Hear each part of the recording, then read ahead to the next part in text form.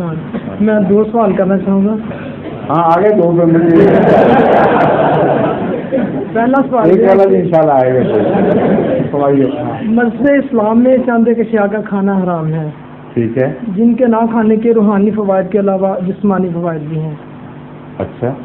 تو میں یہ پوچھنا چاہوں گا کہ سور کا گوشت نہ کھانے کے جدید سائنس کے مطابق کس قسم کے. آپ نے اسٹیٹمنٹ دیا, آپ اس کی تائید میں بتائیں.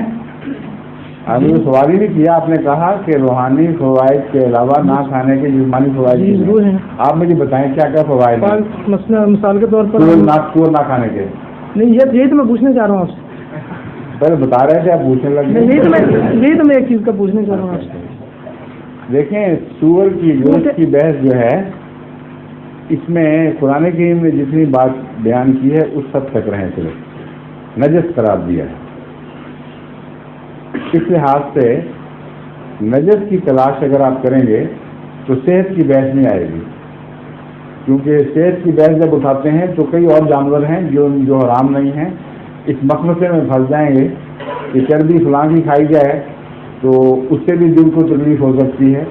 یہ بھی کہہ سکتے ہیں کہ سور کا لین گوشت کھانے میں کیا حرج ہے, اس میں چربی نہ ہو تو پھر کیا نقصان ہے.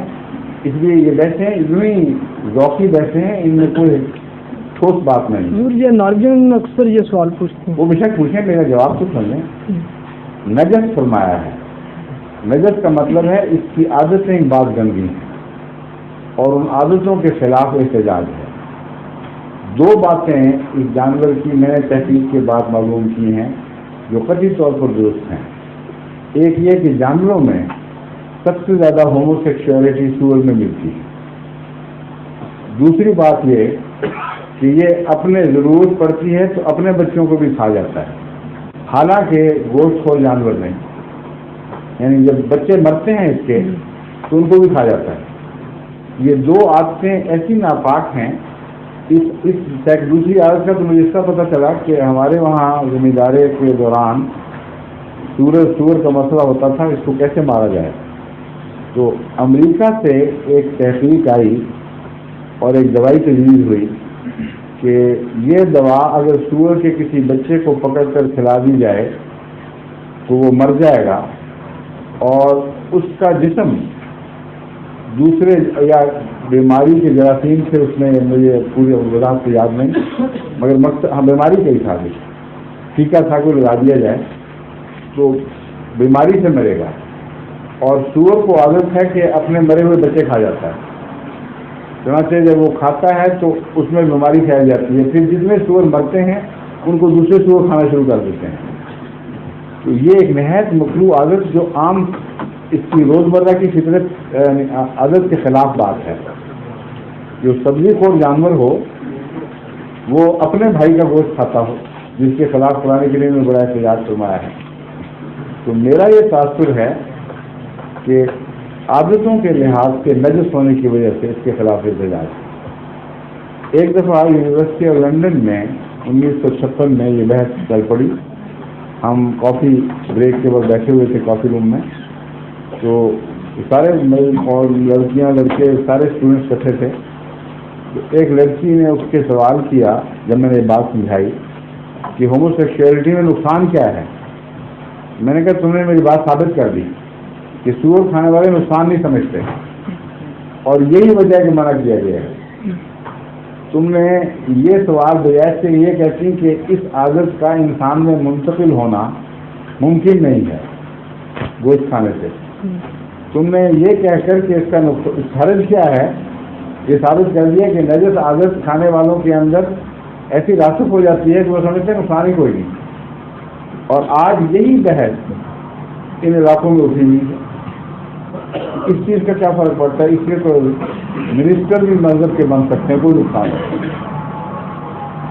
ایک تو یہ ہے حکمت. دوسرے ایک بہت بڑی اہم اس سے بھی بالا حکمت ہے, وہ یہ ہے کہ اللہ تعالیٰ خالق ہے اور اس نے ہمیں یہ سکھایا کہ میری اجازت کے بغیر سور کی بحث نہیں ہے. کوئی جانور بھی تم نہیں مار سکتے.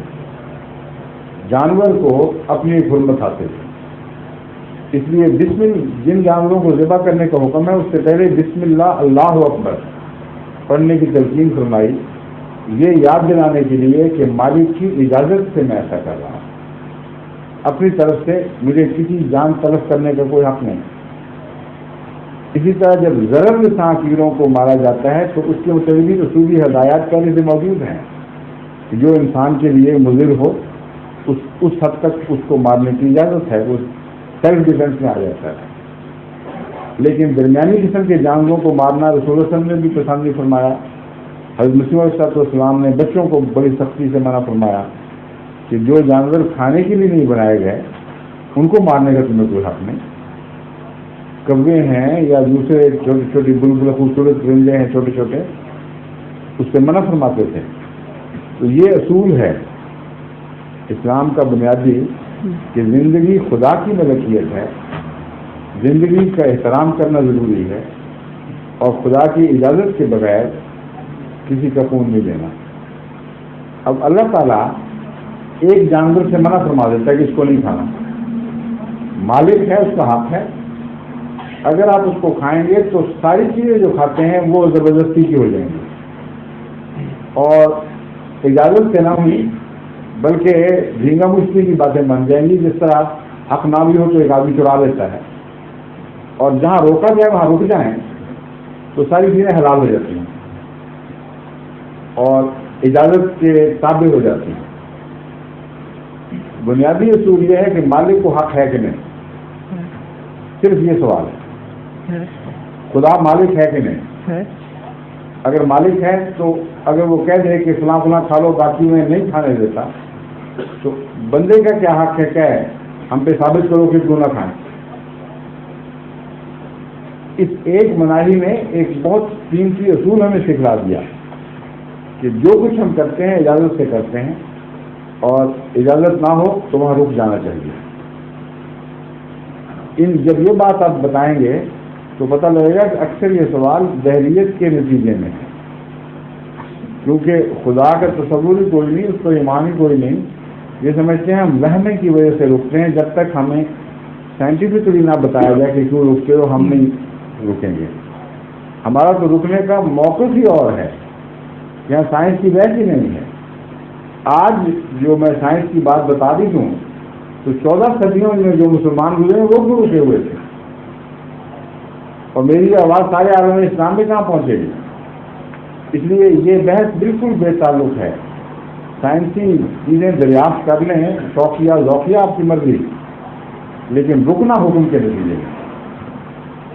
اور سب سے بڑی بات یہ کہ یہ روک ان کے لیے بھی ہے جو کھا رہے ہیں۔